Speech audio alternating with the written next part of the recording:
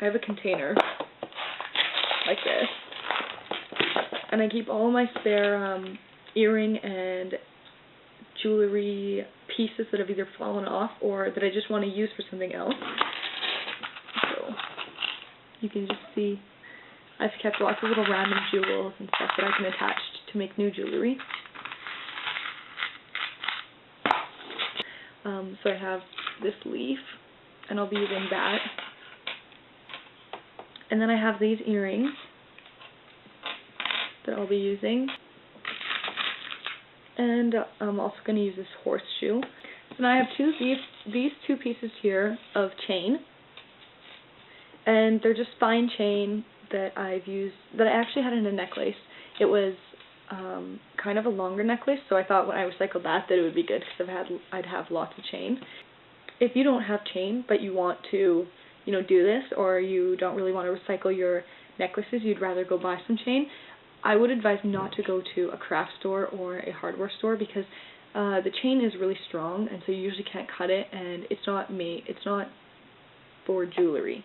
It's for, you know, hardware.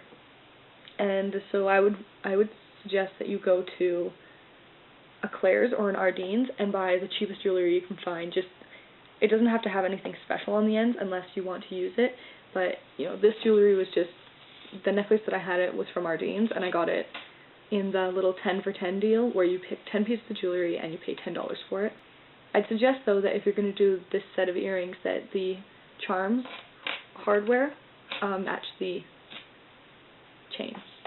So I'm just going to start by taking off the pieces I don't want. And when I say that, I don't mean throw it in the garbage, I mean keep it. So I'm just going to carefully take my pliers and I'm going to unfold the earring. And see, I didn't go a lot because you don't want to open you don't want to make the metal weak by opening and closing it a bunch of times, so I just do a little bit. And I'm closing it back up so that this little ball doesn't fall off. And of course I'm going to keep this because I can put anything on here now and I have a new earring. And I'll do the same with the other one.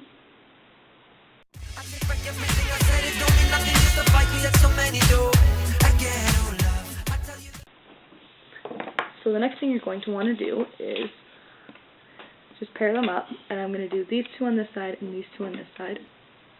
Decide how long you want your chain to be. And I want these ones a little bit shorter than my last pair. And you can just cut right through the chain.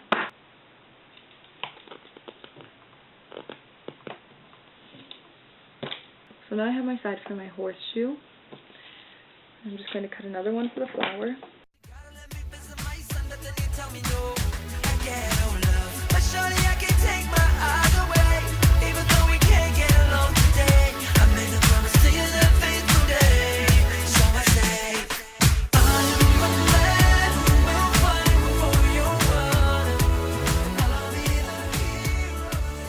And if you're really worried about them all being even, of course you can go through and count how many chain links you have in between and try and cut on the exact one, but it's a lot more easy just to not worry about it and have them at different lengths, and it looks just as good. But this is just from the Salvation Army, and I'm going to put it right there in place of the flower.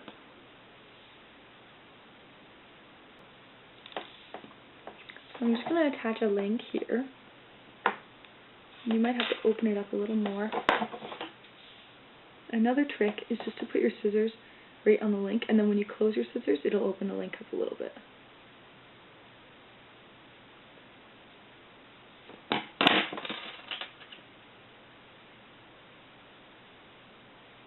So I just attached to the ring. And now I'm going to put in my chain and just close up the link.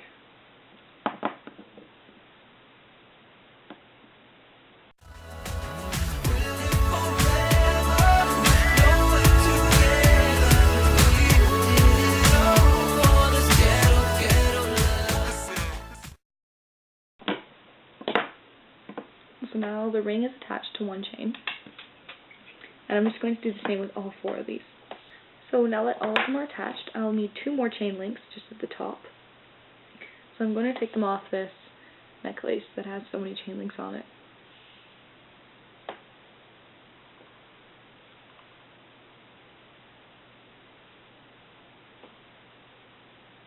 And I'm just going to attach the top chain and the top chain on another. And close it up. And you'll probably want to use a bigger piece, a bigger loop for this, just so that you know where the middle is.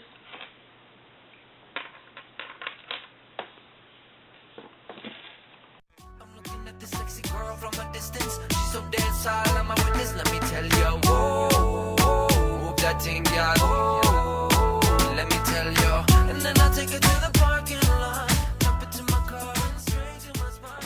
So here are your new ones. And I'll just take the pearls, put them on these ones.